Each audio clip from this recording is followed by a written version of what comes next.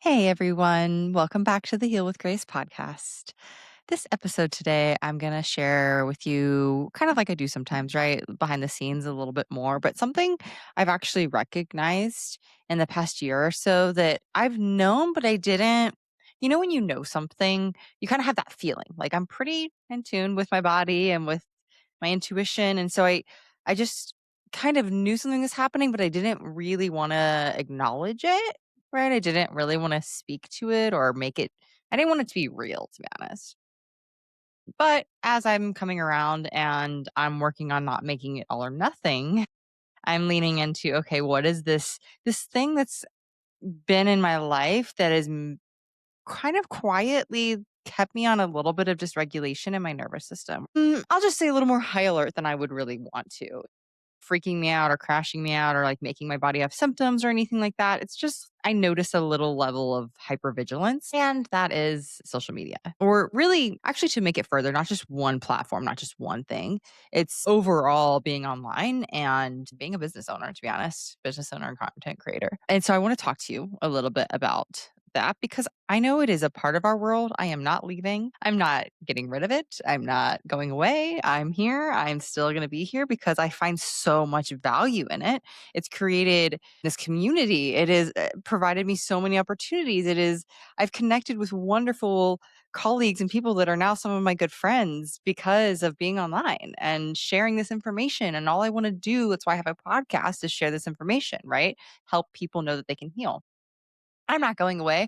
I just want to talk about the reality of it and how do we help ourselves when this is something that's a part of our life and it's not going away. And it is really hard to just say, oh, I'm going to do away with it and never go online anymore, especially when you do feel isolated in your symptoms, or maybe you are a business owner or an entrepreneur and it's part of your life, part of your business. So let's talk about that. Let's do it. Let's get into it. First and foremost, this is gonna be a little side note. I'm looking at myself in the video right now, and I just want to share this little story because it made me laugh, and it kind of goes to show the balance of this life of like understanding health, mind, body, being clean and holistically, and all this stuff. When I was in Bali in December over the holidays, I decided to get my hair done. I never do. I mean, I get my hair cut, but I haven't colored my hair or done anything like that in probably like 3 years or something. And when I do, it's very minimal. It's like a balayage, highlights, or something like that, just to give some dimension and make me feel a little fresh. And because coming from the US, prices in Bali are incredibly affordable, I was like, oh my gosh, this is a great time to get my hair done and have it be really affordable, almost half the price that I would have in the US. And I know there's a lot of, like, westernized salons there. I've seen other people that live there get their hair done, it looks great, so I was like, "Great, no issues." So I went. I'm sitting here, and the reason I'm reminded of this is because I'm looking at myself, and my hair is a little, like, brassy, and it is just not what I wanted at all. My partner says it looks fine. What does he know? I don't know. Like, any women out there, if you could kinda give me some tips or something. Looks dry. It looks brassy. I didn't want blonde, by the way. I am not a blonde person. I like my brunette hair. I like highlights. I wanted balayage. First of all, I did not. I got a looks like most of all over color, just the top. So it's not really highlighted. It's just like brighter, and now it looks orangey. And it looks like I usually color it, but then my roots have grown out. But I just got it done. Anyway, I don't need to go into the details. My point being, well, I don't like it. It looks like crap. And as I was getting it done, I was texting my partner being like, Guess what I'm doing? I'm getting my hair done," because we weren't together that day. He replies back with, I think he chat GBT'd it, and I think he chat GBT'd like, what was the question? Like, what are the toxins that go into coloring your hair? Because, I mean, when we met, I'm the one who got him on, like, natural deodorant and, I've taught him a few things like that. And he and ChatGPT was like, "Coloring your hair is like adding 10 different aluminum toxic deodorants to your body. So there's really no point in going with natural deodorant if you're gonna color your hair." And he screenshotted and sent it to me. And I was like, yeah, well, we can't all be perfect, right? Yeah. We're not perfect. We're never going to eliminate all toxins from our life. And as we know here in the mind body world, we don't have to. We don't have to. Our bodies are amazing and resilient and always want to help us. And if we're on top of our emotional, mental, physical regulation, our bodies can handle that. I just thought it was funny because I went back with, yeah, okay, I laughed at it and I was like, I do this once every few years, like whatever. But the joke's on me because it looks like crap and I shouldn't have. I wasted some money and whatever. It is what it is. It's hair. It'll grow. I'll fix it. No big deal. It's just a funny anecdote of like, yeah, we can be intentional about our life. And it's important to what you put in your body, what you put on your body, how you think, how you feel, all important. And no, we're not perfect. And go enjoy some of the things in the modern world in this life. Go do it. It's no problem. Even if it does turn out like crap. All right. That was a little bit longer than maybe it needed to be, but there we go. There's that. Let's get into today's episode. So, we're going to talk about how to show up online, how to be online, how to engage with the modern online world when we're trying to eliminate things from our environment, from our self, from our lives that are causing us dysregulation. And so I'll say this first is that when you're in the beginning of this journey and you're realizing that your life, like, that your nervous system is highly dysregulated. Maybe you are constantly in symptoms, you're deep in chronic fatigue, like you're in the beginning of this, then your job is to be incredibly boundaried. I mean, if you don't have to, if you don't have a business, I would say eliminate social media news. Don't watch it. Just don't. The only thing you should be online is with the program that you're in, with the tools that you're learning, your therapist, your coach that's helping you. That's when you should be on a screen and online. Now, we don't want to be afraid of screens. Screens are totally okay and should not be something that you can't handle. But especially in the beginning, you need to be more boundaried and more highly specific with where you put your time and energy. Again, you're not perfect. It's not always going to go exactly according to plan, but just know that, okay? So, I'll share a little bit about what I noticed for myself over the past year or so. Even though I teach nervous system regulation and even though I guide people towards slowness and safety, there really just was this place where I noticed I was showing up every day. And don't get me wrong, I do have boundaries. I have up until now. I always have. Well, maybe not in the very beginning, like years ago, but I never, and when I say never, this is a really strong boundary for me because it doesn't feel good. I don't like it. I do not get online when I wake up within the first hour, to be honest, a couple hours probably based on my routine. I do not engage online. I do not get on social media. I don't read the news. I don't look at my email. I don't do anything in the beginning. And then I'm very specific about cutting it off a minimum an hour before I go to sleep. So those are two things I don't change. I've always done that. That's what I do. Now, within those hours, which obviously is at a lot of hours throughout the day, I noticed myself getting really hyperfixated on always checking. And like I noticed my behaviors and my neck mechanism. My hand would always go to grab my phone. Like even in between sessions, I'm getting off of a session. And by the way, never have my phone there ever. But when I don't know, you take a pause or you get to a stoplight or something, I noticed I'm always going up and I'm clicking on the app.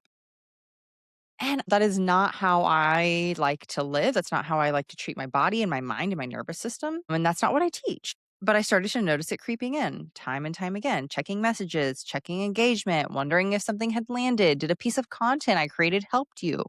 Did y'all like it? Did you not like it? How did my podcast do? It's nothing crazy dramatic. It's just this like constant low level activation. And any business owner and entrepreneur, I'm sure you can resonate.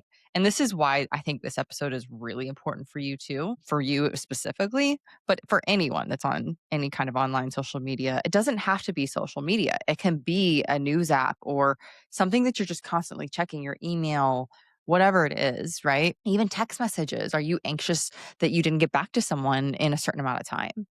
Whatever it is, if you are constantly, your nervous system is on alert, questioning and always picking up what's happening. There was a part of me that felt like I couldn't really stop it. Like if I slowed down too much, I'd fall behind or I'd fail or I'd let people down. And that's not a regulated nervous system, right? That's a nervous system trying to stay safe through vigilance.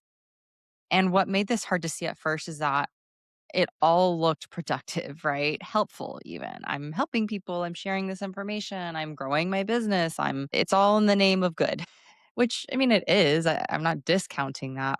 But when I started to ask myself a different question. I asked myself like what does my body feel like every time I grab my phone or after I create or consume something instead of is this good content? Am I missing something? I've always been pretty boundaried with, how much. So I know myself well. And if I'm just scrolling and it goes on for longer than 5 or 10 minutes, it doesn't feel good. Now, I started to realize that I was pushing past that limit. I've known that limit very clearly for a long time of I don't do that. I don't scroll for endlessly hours on end or even an hour. But I started to. And even if it was funny content, even if it wasn't making me feel bad in terms of comparison or whatever, I still just didn't feel very good. I was just numbing out and kind of just like completely dismissing myself. So when I slowed down enough to notice this and the answer mattered way more than I kind of realized, I realized that some content even things I agree with left me feeling keyed up, restless, like my system wanted more, or oh my gosh, I need to find the next best thing. And I recognized I didn't have the attention span to listen to longer content, like a longer podcast I could never get through, or a YouTube video from people that I love to follow and watch. I wasn't watching all of it. I'd get like halfway through maybe, and it would go away. I would never finish. And I then started to realize I almost became numb to the short stuff. I was like, "This doesn't feel good anymore." It made me feel bleh, like nothing was really landing with me. Even pieces of content, even helpful information that I really love to learn from people, I became numb. I became numb to learning, essentially. Oh, that's what it is. As I say this out loud, I became numb to learning, and that's not me. I mean, I love to learn. I love to understand and teach myself stuff and understand from other people, but I became very jaded. And that's when it clicked. It's not like I was necessarily doing anything wrong. It's just that I was living inside a pace that quietly trained my nervous system to expect this urgency or expect novelty or newness that I couldn't really get to. What I've really realized, and what, to be honest, I've heard some other people talk about too in the online space, is that fast content teaches us something without ever saying it out loud. It teaches us that if it's not quick, we don't want it. If it doesn't land immediately, it's not useful.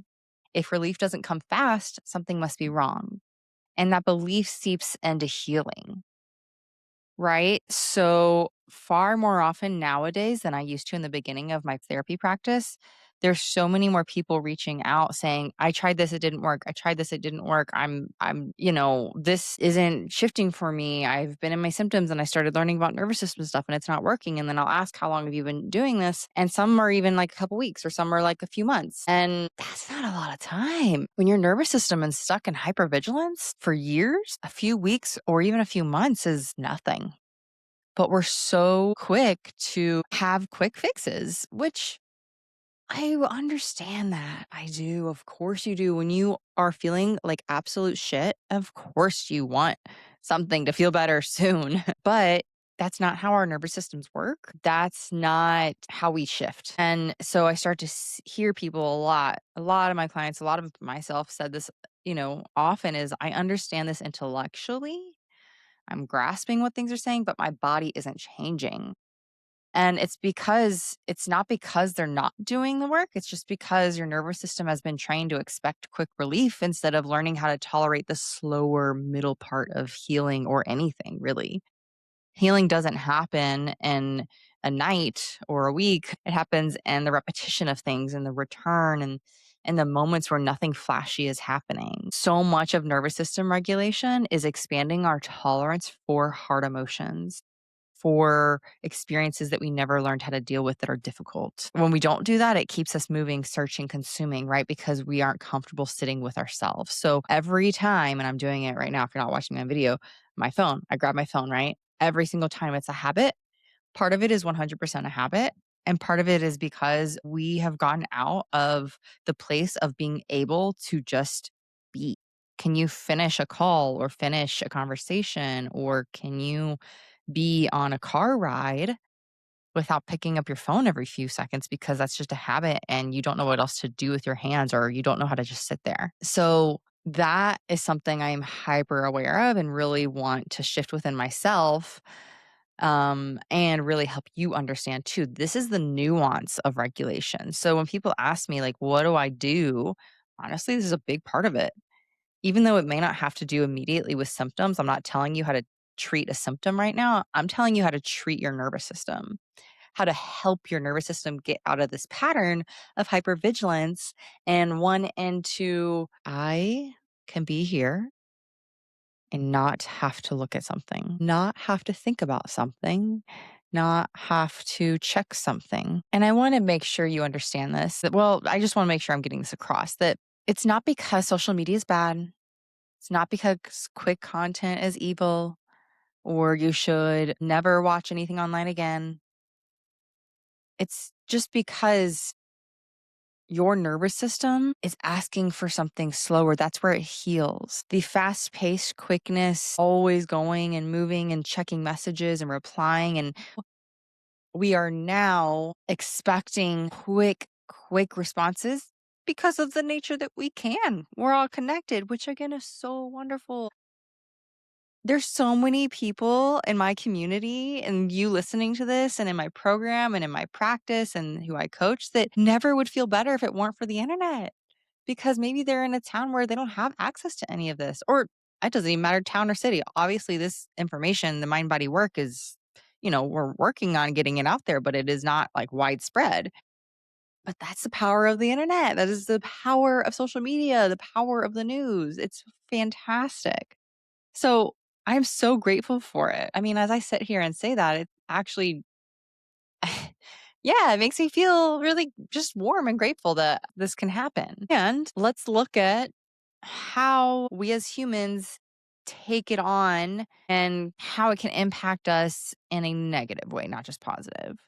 So, that's what I'm offering here. Let's look at this. Let's shift things. What I am working on this year is allowing more space with integrity, like true integrity, knowing that if I don't check something right away, it'll be okay. If I don't respond to someone, by the way, if you're waiting for a response from me, I'm here. Don't worry, I'm not going away. I'll respond. And I mean, to be honest, like it's not like it's taking me a week or anything, or even a few days. Like, yeah, I'm pretty quick. But I am trying to look at this in a way of how can I start to shift this so that it shifts in my body, and so you start to feel that, and you can shift it within your body. Just check yourself every time your hand goes to grab your phone. Every time you go click that app, just pause before you do it. Take some breaths, see what that's like. Check in with yourself. If you're in my work, this is your time to check your levels of your nervous system within the graph that I teach you and how to do that, and then move on and check it if you'd like. Now, one other thing here I wanted to let you know is that this is actually why I started writing on Substack. It is a new platform. And yes, it's a new form of being online, right? I'm not going to discount that. I'm not saying it's some magic bullet that's different. I mean, it is different, at least for me and how I'm approaching it. It's a different pace. It is longer form content. So, right, like I actually used to really like writing and I haven't done that in a long time. So, I'm going to start writing more. I'm going to start giving you the tools that I talk to you here on the podcast. I'm going to start sharing them in my Substack on a deeper level. Like, I'm going to start teaching you some things that I teach some of my students in my program. And I'm also going to treat it a little bit more personally, like a little bit more of kind of like today, how I reflected more on what's going on in my life and how I learned about it and what I'm doing to help myself from a nervous system level so that you can also do that as well. So I am just announcing that to say I hope that you join me over there. The link will be below to join the Substack. The podcast will stay here, and this stays a place to reflect and explore and connect and have those experts on that can really help you understand things that I can't give to you. That's why I love the podcast. It brings on guests that I never knew I could connect with. And again, the power of the internet, of podcasting. The Substack is where I'm going to share with you the how to do the things I'm talking about on the podcast.